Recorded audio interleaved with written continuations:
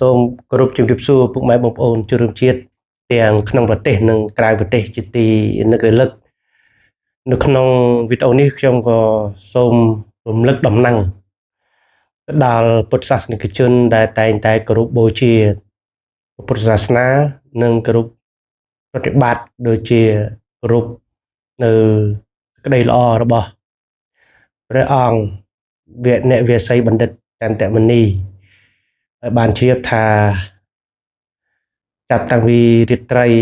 ថ្ងៃទី18ព្រះអង្គបាននិមន្តចេញពីវត្តសុទ្ធ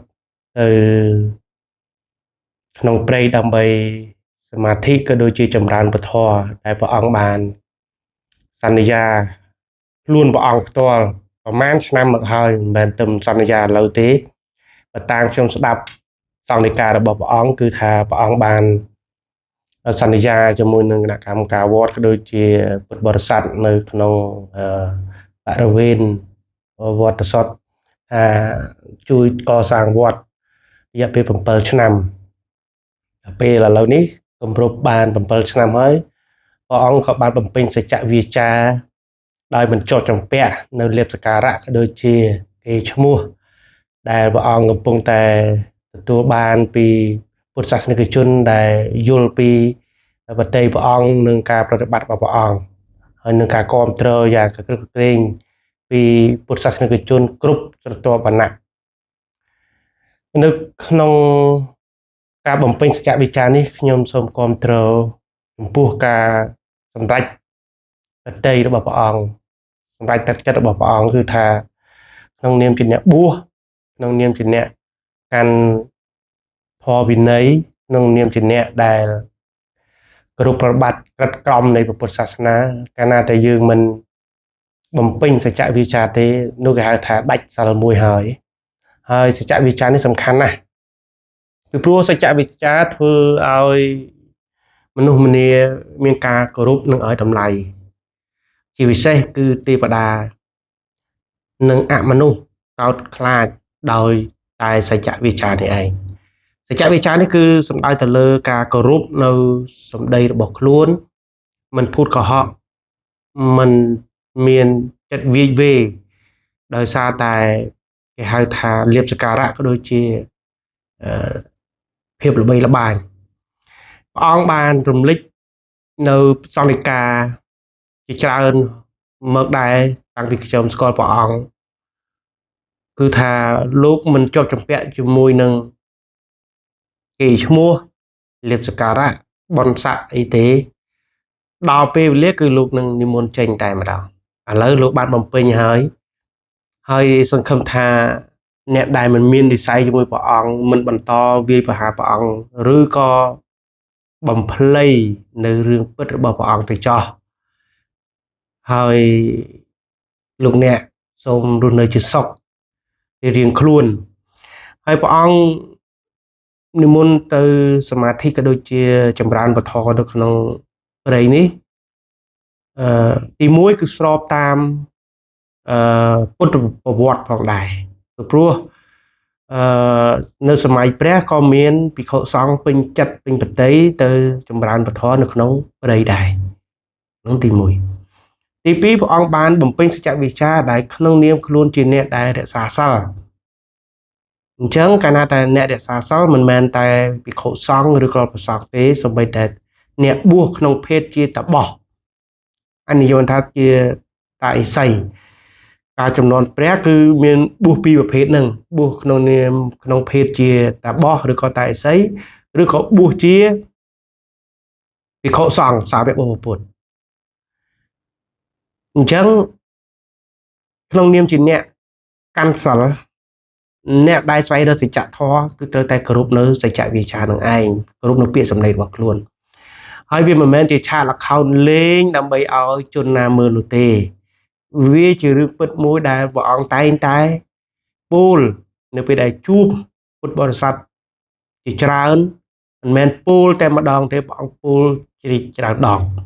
ថាព្រះអង្គដល់អាណត្តិព្រះអង្គដល់ពេលវេលាព្រះអង្គនឹងនិមន្តចូលព្រៃវិញហើយពីព្រោះព្រះអង្គបានមកសន្យាថាជួយកសាងវត្តនេះតែ7ឆ្នាំប៉ុណ្ណោះដោយបុណ្យបារមីព្រះអង្គ miên bia tây đã chết đời caប្រតិបត្តិរបស់ព្រះអង្គបច្ចុប្បន្នជាតិអញ្ចឹងទេវតាប្រទានពរក៏មានចំណុចស្របមួយគឺ2ឆ្នាំចុងក្រោយនៃផុតការសន្យានោះព្រះអង្គត្រូវបានទទួលបានការស្វាគមន៍ក៏ដូចជាពេញចិត្តពីសាធុជនទាំងឡាយគ្រប់ស្រទាប់វណ្ណៈរហូតបានធ្វើឲ្យបរិវេណទឹកដីសសត់ពីមុនមិនមែនវត្តទេគាត់តែជាអាស្រមទេហើយតាសុតនឹងគាត់ក៏មានចិត្តជ្រះថ្លាប្រគេនដីជូនព្រះសង្ឃក៏មាននៅឆន្ទៈបង្កើតជាវត្តអញ្ចឹងវត្តមានរបស់ព្រះអង្គច័ន្ទមុនីបានធ្វើឲ្យបរិវេណដីតាសុតคล้ายជាវត្តអារាមដ៏មនោរម្យហើយសាធុជនទាំងឡាយពុទ្ធសាសនិកជនទាំងឡាយមានសេចក្តីជ្រះថ្លាជាមួយព្រះអង្គច័ន្ទមុនីបានរួមគ្នាកសាងបរិវេណដីតាសុតคล้ายជាមជ្ឈមណ្ឌលទេសគេហៅថាមជ្ឈមណ្ឌលទេសចរបែបសាសនាពីព្រោះកាលណាដែលយើងចូលទៅដល់ទីអាវាសវត្តសុតយើងនឹងមានអារម្មណ៍ស្រស់ស្រាយហើយបើខែវស្សាផងយើងនឹងបាត់ទុក្ខកង្វល់ដោយសារតែសម្រស់ធម្មជាតិមានទឹកហូរមានកោះតាមគេហៅថាក្បែរវត្តហើយបរិយាកាសទីនោះគឺស្ងប់ស្ងាត់ប្រកបទៅដោយបរិយាកាសធម្មជាតិមានទឹកអូរខ្វាត់ខ្វែងនិងមានសម្រស់ដែលពុទ្ធបរិស័ទបានកសាងឡើងមានទាំងពុទ្ធរូបមានទាំងពីសួនមានទាំងពីដើមឈើលាក់ទាំងលាក់សូម្បីតែខ្ញុំជាអ្នកដែលខ្សឹកខ្សោយខាងទ្រព្យសម្បត្តិក៏បានភ្ជាប់និស្ស័យជាមួយព្រះពុទ្ធសាសនាតាមរយៈការជ្រះថ្លាជាមួយព្រះអង្គវិនយវិស័យបណ្ឌិតច័ន្ទមុនីបានដូចផ្ដើមកសាងនៅទីស្រង់ព្រះបានមួយកន្លែងដែរហើយទីស្រង់ព្រះនោះទៀតសោតឥឡូវនេះគឺយើងបានធ្វើជោគជ័យមួយអន្លើទៅហើយដោយសារតែខាងបងជាងចម្លាក់ពុទ្ធរូបលោកមមាញឹកការងារច្រើនពេកធ្វើឲ្យការខកខានមិនទាន់ពេលវេលាព្រះអង្គដែលព្រះអង្គបានចាកចេញពីអាវាសវត្តសុតប៉ុន្តែទោះបីយ៉ាងណាការតាំងចិត្តរបស់ខ្ញុំកសាងទីស្រង់ព្រះគឺឧទ្ទិសដល់ព្រះពុទ្ធពធព្រះសង្ឃហើយជ្រះថ្លាជាមួយព្រះអង្គច័ន្ទមុនីហើយយើងក៏បានទៅជែកពិភាក្សាអំពីរចនាបថនៃការកសាងប្លង់នៃការរចនាឡើងទាំងទីស្ថានទាំងពុទ្ធរូបអញ្ចឹងបើទោះបីជាគ្មានវត្តមានព្រះអង្គច័ន្ទមុនីប៉ុន្តែការងារនេះនៅតែដំណើរការនិងមានចិត្តជ្រះថ្លាដូចដើមពីព្រោះហេតុខាងដើមយើងបានព្រមព្រៀងគ្នាទាំងរចនាបថទាំងទីតាំងនិងកសាងទីស្ថានរួចទៅហើយទីស្ថាននោះទៀតសោតគឺព្រះអង្គច័ន្ទមុនីចូលរួមបន់ជាមួយខ្ញុំតែខ្ញុំខ្លួនឯងមិនទាន់សប្បាយចិត្ត 100% ទេពីព្រោះខ្ញុំចង់កសាងជាមួយពុទ្ធបរិស័ទជាមួយអ្នកមាននិស្ស័យជាមួយខ្ញុំនិងព្រះអង្គច័ន្ទមុនីនិងពុទ្ធសាសនាហើយកុំឲ្យប៉ះពាល់ទៅដល់បច្ច័យវត្តអញ្ចឹងមួយអន្លើបច្ច័យខាងកសាងពុទ្ធរូបគឺយើងមានគ្រប់គ្រាន់ហើយយើងទទួលបានពីពុទ្ធសាសនិកជនដែលជាជនជ្រះថ្លាជាមួយពុទ្ធសាសនានិងព្រះអង្គច័ន្ទមុនីបានចូលរួមគ្នារួមទាំងខ្ញុំនឹងបានថវិកាគ្រប់គ្រាន់រួចទៅហើយនៅការឆ្លាក់នៅពុទ្ធរូបប៉ុន្តែទីស្ថានសង្ឃព្រះ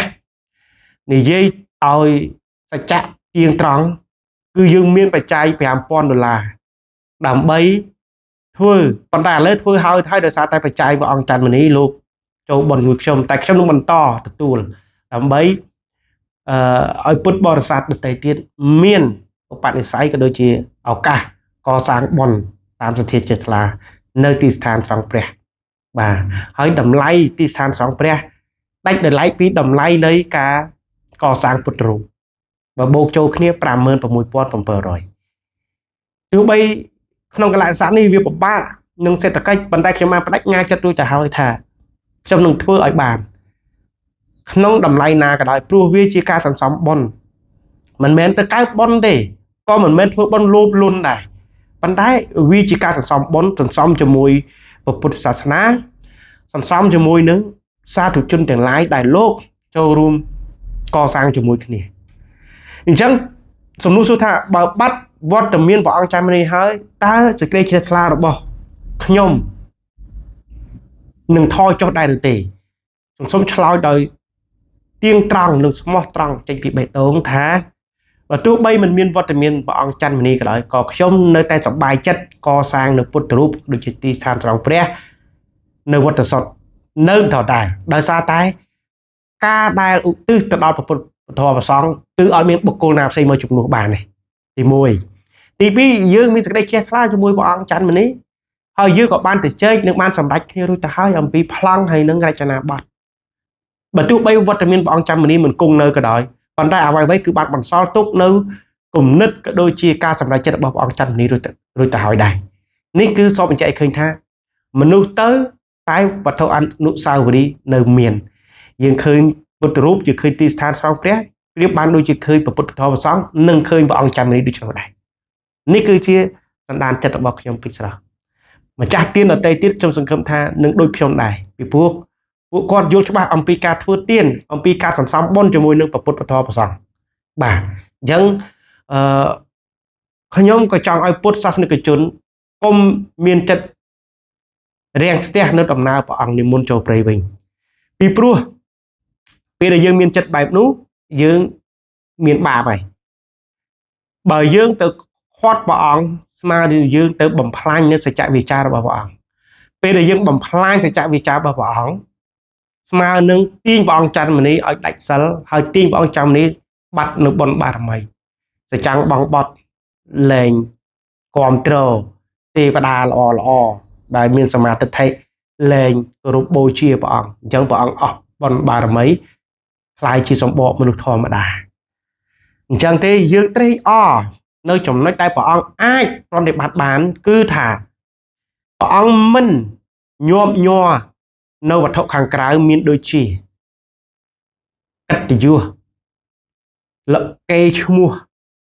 ទ្រព្យសម្បត្តិនិងការគ្រប់គ្រងពីមនុស្សជាច្រើនគ្រប់ស្រទាប់វណ្ណៈព្រះអង្គអត់ចោទចម្ពាក់ព្រះអង្គឲ្យតម្លៃស្មើគ្នាមានន័យថារដ្ឋមន្ត្រីទេសរដ្ឋមន្ត្រីរដ្ឋលេខាធិការអនុរដ្ឋលេខាធិការផ្កាយ1ផ្កាយ2ផ្កាយ3អ្នកខ្លះមកគ្មានលុយកាក់អ្នកខ្លះមកយាយអាយ៉ាគឺព្រះអង្គចាត់ទុកជាពុទ្ធបរិស័ទស្មើភាពគ្នាមិនរើសអើងទទួលជួបគ្រប់គ្នានេះហើយគឺជាសេចក្តីបរិសុទ្ធរបស់ព្រះអង្គវាអ្នកវិស័យបណ្ឌិតច័ន្ទមនីហើយខ្ញុំកត់សម្គាល់2ឆ្នាំមកនេះបើជាមនុស្សបុគ្គលធម្មតានឹងប្រែលក្ខណៈរបស់មនុស្សមានន័យថាប្រែសម្បុរប្រែទឹកមុខប្រែនៅសុផនភាពផ្សេងហើយនៅក្នុងរាងកាយរបស់ព្រះអង្គប៉ុន្តែព្រះអង្គប្រែដែរប្រែឡើងស្គមសល់តែច្រើនថ្ងៃមួយខ្ញុំទទួលព្រះអង្គនៅក្នុងកុដិជំនុំរបស់ព្រះអង្គខ្ញុំមើលព្រះអង្គគឺថាស្បែកដណ្ដប់ចឹងដងកវ៉ាត់ចេញមកអណ្ដែតមកដងកវ៉ាត់ហើយឡើងសាច់ឡើងយាហើយប្រភពឡើងខ្មៅសាច់ឡើងខ្មៅខ្ញុំសំណោះហើយខ្ញុំសង្វេគថាអោព្រះអង្គហើយបើសិនជាបុគ្គលធម្មតាมันអាចថែរក្សារាងកាយឲ្យដូចដើមដែលខ្ញុំកណាជួបកាលពីប្រហែលឆ្នាំមុននោះទេមួយឆ្នាំជាងមុនបាទប៉ុន្តែបើនិយាយទៅ2ឆ្នាំខ្ញុំជួបព្រះអង្គបើសិនជាព្រះអង្គប្រកាសសច្ចៈវាចាការដែលខ្ញុំទៅជួបនោះគឺគាត់ថា2ឆ្នាំទៀតអញ្ចឹង2ឆ្នាំបើបុគ្គលសង្ឃធម្មតាដែលមិនលះចោលនៅការញាប់ញ័រនៅវត្ថុខាងក្រៅទេសាច់ក៏ភ្លឺមុខក៏ស្រស់ថ្លាប៉ុន្តែដោយឡែកព្រះអង្គច័ន្ទមនីមិនប្រែប្រួលទៅណាសោះគឺមានតែទ្រុឌទ្រោមជាងមុនទៅទៀតការងារច្រើនប្រជាពុទ្ធបរិស័ទទៅពឹងអាស្រ័យច្រើនព្រះអង្គមិនដាច់ចិត្តមិនដាច់បតីទុកពួកគាត់ចោលព្រះអង្គមិនញាប់ញ័រនៅការសាធុជនទាំងឡាយប្រគេនទ្រព្យសម្បត្តិនានានោះទេព្រះអង្គមិនញាប់ញ័រ នៅគេឈ្មោះនោះឡើយព្រះអង្គមិនញាប់ញ័រនៅការស្វាគមន៍ពីពុទ្ធបរិស័ទគ្រប់ទិសទីនោះឡើយព្រះអង្គតាំងចិត្តស្មើដោយមិនមានអ្វីមករំញោចឲ្យទឹកប្រតិព្រះអង្គភ្លើតភ្លើននៅតាមសភាវៈខាងក្រៅនោះទេនេះគឺជាផុសតាងបញ្ជាក់ឲ្យឃើញថាព្រះអង្គធ្វើប្រតិបានពលគឺសម្រេចធម៌ដែលមិនញាប់ញ័របានមនុស្សតិចណាស់បុគ្គលសង្ឃស្ទើរតែគ្មាននៅក្នុងយុគសម័យបច្ចុប្បន្ននេះខ្ញុំហ៊ាននិយាយបែបនោះថាស្ទើរតែគ្មានមានន័យថាមិនអាចរកបុគ្គលសង្ឃណាដែលមិនជាប់ចម្ពាក់និងមិនញាប់ញ័រនៅវត្ថុខាងក្រៅបានខ្ញុំមិនឧទាហរណ៍ទៅលើបុគ្គលណានោះទេប៉ុន្តែខ្ញុំសូមគូសសម្គាល់ថាពុំមានឡើយ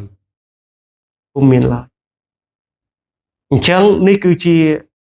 ឱកាសរបស់បងប្អូនដែលស្ទើរបន់ខ្វះបន់ឬក៏បន់តិចសូមភ្ញាក់ខ្លួនឡើងធ្វើបន់ជាមួយនឹងសង្ឃត្រឹមត្រូវធ្វើបន់ជាមួយនឹងសង្ឃដែលមានសច្ចវិជ្ជាគឺយើងបានបន់អនេកបការមិនរើសអើងប្រសងទេខ្ញុំនិយាយរឿងបុគ្គលបើនិយាយរឿងប្រសងពី4ឡើងទៅ4អង្គឡើងទៅប្រសងតែបើបុគ្គលសង្ឃគឺ1អង្គអញ្ចឹងខ្ញុំមិនបង្អាប់ប្រសងដទៃទេគ្រាន់តែថាយើងត្រូវចេះមើលថាតើបុគ្គលសង្ឃណាប្រតិបត្តិធម៌ត្រូវនឹងអាចជាសេចក្តីឲ្យយើងធ្វើបុណ្យជាមួយហើយចម្រើនបុណ្យបានបើយើងមិនចេះបែងចែកល្អអាក្រក់នឹងមានតម្លៃអត់តម្លៃទេគឺយើងមិនមែនជាបុគ្គលដែលឆ្លៀសវៃក្នុងការសន្សំបុណ្យឡើយប្រៀបបានដូចជាបុគ្គលមនុស្សយើងធម្មតាមិនស្គាល់ពេជ្រនិងដុំថ្មដូច្នោះដែរពេលដែលបុគ្គលនោះមិនស្គាល់ពេជ្រថាមានតម្លៃពេជ្រនោះនឹងមានតម្លៃស្មើនឹងដុំថ្មពួកគាត់នឹងយកពេជ្រនោះទៅធ្វើជាដុំចង្ក្រានដាំបាយតែបើបុគ្គលណាស្គាល់ដុំពេជ្រពេជ្រនោះនឹងមិនคล้ายជាដុំចង្ក្រានត្រឆ្នាំងបាយនោះឡើយនឹងคล้ายជាវត្ថុដែលមានតម្លៃស្មើជីវិតពួកគេយកទៅទុកទីសុវត្ថិភាពនិងមិនឲ្យនរណាដឹងដូច្នេះអ្នកដែលមានចិត្តរង្គៀសជាមួយព្រះអង្គច័ន្ទមនីសូមឈប់រង្គៀសទៅមានន័យថាអំពើល្អរបស់ព្រះអង្គវាលើសលប់នៅអ្វីដែលអ្នកកំពុងតែតិចទៀននឹងតាមចាប់កំហុសព្រះអង្គហើយនៅលើโลกនេះអត់មានបុគ្គលណាល្អគ្រប់10នោះឡើយវាតែងតែមានចំណុចខ្វះខាតត្រង់នេះត្រង់នោះសូម្បីតែព្រះពុទ្ធក៏មានចំណុចខ្វះខាតរបស់ព្រះអង្គដែរបើពុំមានចំណុចខ្វះខាតទេព្រះពុទ្ធមិនអាចទទួលនៅកម្មអកុសលនៅពេលដែលព្រះពុទ្ធខ្លាយជាអ្នកត្រាស់ដឹងហើយនោះទេអានឹងយើងនិយាយឲ្យសច្ចៈជាងត្រង់តែម្ដងអ្នកដែលមានមច្ឆាទិដ្ឋិជាមួយនឹងព្រះអង្គច័ន្ទមនីសូមនៅជាសុខនិងរងាប់ចិត្តកុំប្រើពាក្យគ្រូតគ្រៀតជាមួយនឹងបុគ្គលសង្ឃព្រះអង្គច័ន្ទមនីអីវានាំឲ្យប៉ះពាល់ដល់តម្លៃថ្លៃថ្នូរនៃពុទ្ធសាសនារបស់យើងហើយកាលណាតែប្រទេសកម្ពុជាយើងមិនគោរពពុទ្ធសាសនាឬក៏ទុកពុទ្ធសាសនាជាកន្លែងដែលផ្សេងផ្សាលគ្នាហើយសង្គមមនុស្សនឹងធ្លាក់ចុះនៅក្នុងភាពអសិលធម៌ទិដ្ឋភាពអបាយមុខនឹងកើតឡើងក្មេងលែងឲ្យតម្លៃចាស់កូនលែងឲ្យតម្លៃម៉ែឪប្អូនលែងឲ្យតម្លៃបងសង្គមនឹងคล้ายទៅជាសង្គមដែលពិបាកគ្រប់គ្រងនឹងទទួលយកបានក្នុងហេតុនេះសូមបងប្អូនជនរួមជាតិរួមរក្សាសិលមានន័យថាភ្ញាក់រលឹកឡើងចំពោះការរស់នៅប្រចាំថ្ងៃសូមយកព្រះពុទ្ធពធព្រះសង្ឃជាទីពឹងចូលព្យាយាមរក្សាសិលបើមិនអាចរក្សាសិល8បានសូមត្រឹមរក្សាសិល5បើ5មិនបានទៀតសូមឲ្យមានសិលក្នុងចំណោម5យ៉ាងហើយក៏មាន4ឬក៏មាន3ដែរខ្ញុំមិនស្នើឲ្យរក្សាសិល5ទេគ្រប់គ្នានោះឡើយមានតែស្ដេចចក្រពត្តិកើតឡើង ទើបទៅជារាជទាំងអស់មានការរក្សាសល់ខ្ជាប់ខ្ជួនប៉ុន្តែស្ដេចចក្រពត្តិកើតឡើងវាមិនងាយឡើយវាមិនងាយទេបាទអញ្ចឹងនៅក្នុងឱកាសនេះសូមឲ្យយុវជនបងប្អូនប្រជាពលរដ្ឋខ្មែរទាំងអស់ចូលរួមរក្សាសីលបើមិនបាន8ខ្ញុំមិននិយាយដល់សីល10ទេណាត្រឹមសីល8ហើយនិងសីល5ទៅចុះបើមិនបាន8វាតឹងតែងពេកត្រឹម5បើ5នឹងមិនបានទៀតសូមរក្សាឲ្យបាន3ទៅ4ព្រោះ1ដឹងតែដាច់2ដឹងតែដាច់ហើយ1ដាច់គឺសូរ៉ា 90% ប្រជាពលរដ្ឋខ្មែរទទួលទានសូរ៉ាឥឡូវនេះវាឈានទៅទទួលទានសូរ៉ានៅក្នុងបុណ្យសពបុណ្យ7ថ្ងៃហើយហ្នឹងអញ្ចឹងសូរ៉ានេះគឺលុបបាត់មិនបានអានឹងគឺដាច់សល់មួយបាត់ហើយព្រោះសល់5សូរ៉ាមីរ័យយៈហ្នឹងគឺក៏ជាការហាម5របស់ព្រះពុទ្ធសាសនាដែរពុទ្ធកុហកតែងតែឆ្លៀវឆ្លាតគេថាល្អលល្អអាចបន្តិចបន្តួចហើយអានឹងដាក់ក៏ដាច់ដែរអញ្ចឹងបើដាច់អា2ហ្នឹងហើយយើងរក្សាឲ្យបាន3ហើយបើនៅខ្លះទៀតគេប្រកាន់ជាប់ឲ្យបាន4តែបើបាន5រត់តែល្អប៉ុន្តែគីឡូដល់វាមិនបានអញ្ចឹងខ្ញុំមិនដាក់សម្ពាធទេធ្វើម៉េច5ហ្នឹងឲ្យបាន3ទៅ4ទៅក៏ក្នុងសង្គមការរស់នៅរបស់យើងមានសភាពថ្លៃថ្នូរបាទឥឡូវនេះឃើញទេក្មេងទំនើងកើតឡើងសាហាវជាងចំនួនមុនទៅទៀតដោយសារតែក្មេងលែងឲ្យតម្លៃនៅសិលធម៌ដោយសារតែក្មេងលែងឲ្យតម្លៃព្រះសង្ឃដោយសារតែក្មេងគ្មានការស្ដាប់ព្រះសង្ឃឬក៏ក្មេងលែងស្គាល់គុណតម្លៃពុទ្ធសាសនាក្មេងលែងខ្លាចវត្តចំនួនខ្ញុំខ្លាចវត្តណាដើរទៅដល់ខ្លោងទ្វារវត្តដោះស្បែកជើងមានមួកដោះមួកជិះកង់ចុះទៅលើកង់បារាំងអត់ហ៊ានល្មើសទេឃើញព្រះសង្ឃគោរពរហូតដល់ខ្លាចទៅទៀតទៅខ្លាចមានន័យថាព្រះសង្ឃកាចកាន់វិន័យក្រាប់ទៅណាខ្លាចតែហ៊ានដើរចិត្តព្រះសង្ឃទេប៉ុន្តែក្មេងឥឡូវអត់ទេក្មេងខ្លះឃើញព្រះសង្ឃលែបខាយព្រះសង្ឃអត់ទៅនឹងថាខ្លួនកំពុងតែបង្កើតហេតុធ្លាក់ចូលនរកអញ្ចឹងទេសង្ឃឹមថាពូជសាសន៍ខ្មែរយើងនឹងរួមគ្នាបង្កើតសង្គមមួយឲ្យមានសភាពថ្លៃថ្នូរតាមរយៈការប្រតិបត្តិសាសនាផងការសិក្សារៀននៅសាលារៀនផងគោរពគ្រូគោរពម៉ែឪគោរពបងប្អូននោះទើបសង្គមយើងរីកចម្រើនក្នុងភាពថ្លៃថ្នូររីកចម្រើនសេដ្ឋកិច្ចតែបើពលរដ្ឋខ្វះភាពថ្លៃថ្នូរក៏គ្មានតម្លៃសម្រាប់ពិភពលោកកោតក្រែងដែរយើងដឹងគ្រប់គ្នាថាប្រទេសជប៉ុនសេដ្ឋកិច្ចលេខ1នៅលើពិភពលោកប្រទេសជប៉ុនល្បីមួយទៀតកម្មសិលធម៌ល្អពលរដ្ឋមានសិលធម៌ល្អលេខ1នៅក្នុងពិភពលោកទៀតយើងឃើញគំរូគេតែយើងអត់បានរៀនតាមគេទេយើងអត់បានយកគំរូល្អរបស់គេមកដាក់ក្នុងខ្លួនឡើយយើងបានត្រឹមតែស្ងប់ស្ញែងគេតែអត់បង្កើតខ្លួនឯងឲ្យដូចគេនោះទេកន្លែងនេះដែលសូមគូបញ្ជាក់ថាយើងគួរតែភ្ញាក់រលឹកដោយសារប្រទេសយើងកាន់ព្រះពុទ្ធសាសនាហើយសាសនាពុទ្ធជាសាសនារបស់រដ្ឋត្រូវផ្ទៀងផ្ទាត់ជាមួយនឹងការរស់នៅរបស់ខ្លួននិងការព្រានប្រដៅរបស់ព្រះពុទ្ធសំណាក់គោតមហើយយើងមិនបញ្ស៊ីឲ្យវាដូច 100% នៃព្រះពុទ្ធអាវ៉ាតទេប៉ុន្តែយ៉ាងហើយកុំដើរឆ្ងាយពីពុទ្ធអាវ៉ាតខ្លាំងពេកយើងមិនអាចធ្វើតាមពាក្យគ្រូ100ទេប៉ុន្តែសូមឲ្យធ្វើតាមពាក្យគ្រូ8ទៅ85ទៅក៏វាល្អណាស់ដែរកុំពាក្យគ្រូ100ធ្វើបានតែ10 20អានឹងអន្តរធានក្នុងឆាកជីវិតរបស់បងប្អូនហើយអន្តរធានក្នុងសង្គមជាតិខ្មែរទៅទៀតបាទនៅក្នុងវីដេអូនេះសូមប៉ុណ្ណឹងទៅចោះហើយខ្ញុំក៏សូមត្រេកអរជាមួយនឹងព្រះអង្គវេអ្នកវិស័យបណ្ឌិតច័ន្ទមនីដែលលោកប្រកាន់នៅសច្ចវិជ្ជាវិលត្រឡប់ចូលទៅក្នុងព្រៃដើម្បីចម្រើនពធវិញហើយខ្ញុំក៏សូមជូនពរឲ្យព្រះអង្គមានសុខភាពល្អប្រកបដោយមិត្តជុំវិញខ្លួនមិនថាមិត្តអាក្រក់ឬក៏មិត្តល្អទេឲ្យទៅជួបព្រះអង្គនឹងខ្លាចទៅជាមិត្ត នៅក្នុងព្រៃមានតែសត្វនោះទេតែថាសត្វអេរិឆានអញ្ចឹងសូមឲ្យសត្វអេរិឆានទាំងអស់នោះយកព្រះអង្គធ្វើជាមិត្តហើយថែរក្សាព្រះអង្គកុំឲ្យមានអន្តរាយណាមួយដល់រាងកាយព្រះអង្គនិងអាយុរបស់ព្រះអង្គសូមឲ្យទេវតាគ្រប់សតបណៈគ្រប់ទេវតាទាំងអស់មិនថាទេវតារក្សាភ្នំទេវតារក្សាទឹកដីទេវតានៅក្នុងព្រៃឬក៏ទេវតាកាន់ដើមឈើណាទេសូមយកព្រះអង្គជាមិត្តនិងទំនុកបំរុងព្រះអង្គឲ្យព្រះអង្គមានជំនឿយឺនយូរហើយព្រះអង្គនឹងឆាប់បានសម្រេចពធណាមួយទៀតនឹងអាចត្រឡប់មកប្រោះអ្នកដែលមានឧបនិស្ស័យជាមួយព្រះអង្គបន្តទៀតបាទសូមអរគុណសូមជម្រាបលា